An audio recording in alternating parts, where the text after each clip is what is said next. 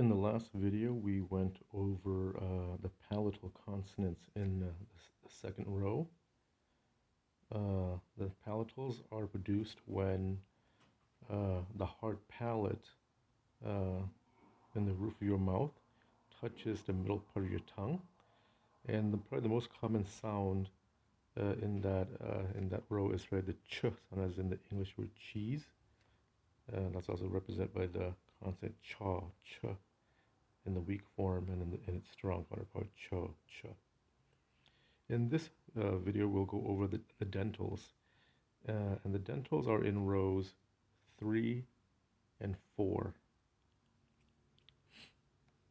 In row 3, we have do, ta, do, to, na.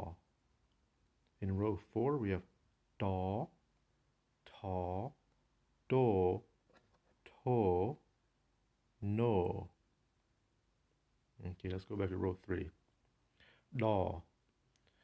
Da sounds a lot like the English letter D, with a slight difference.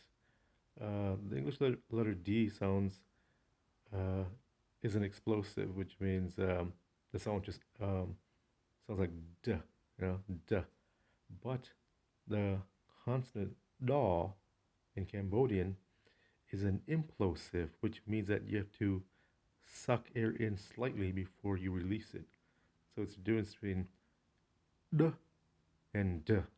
And if you combine it with a vowel, let's say the vowel a, it would be da, and then the English d, da.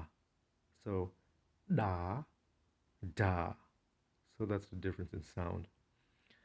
So da is an implosive, which again you have to suck air in slightly before you release it. D, d. Okay. The next consonant is ta, and ta is the T sound in English, as in the name Tom. T. Next is do.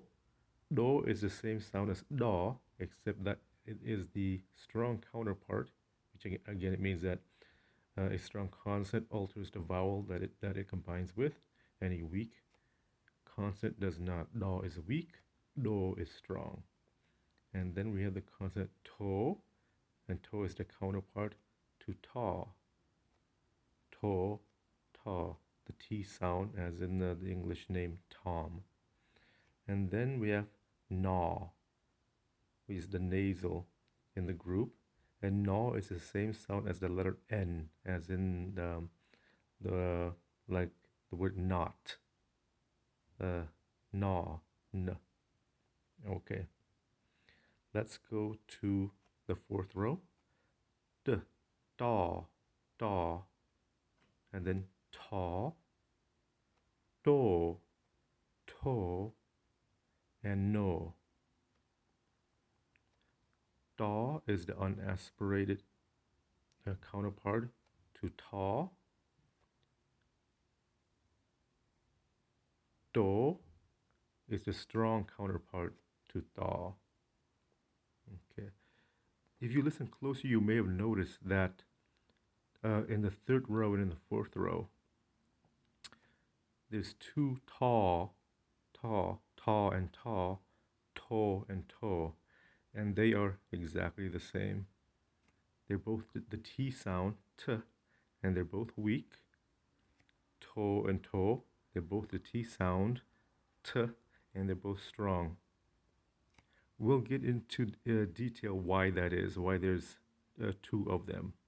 But for now, just know that for the majority of words, the T sound, the ta, the weak ta, the weak t sound ta, and the strong t sound to are much more common. You will rarely see the t sound, ta, and to in the third row being used, unless they are usually from loan words from Sanskrit or Pali. Yes, so the t sound, ta, and to are much more common. You'll see a lot of those in spellings. Okay, so again, the fourth row is ta, ta, do, to, no. And because the dentals occupy rows 3 and 4, you'll notice that when it comes to counterparts, da and do, ta and to, da and do, ta and to, but the nasals, the n, the n sound, n, you see that na is in the 3rd row, and then no is in the 4th row, and they are counterparts.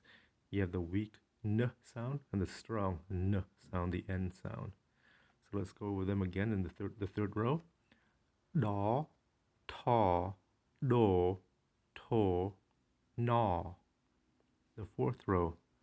Da, ta, do, to, no.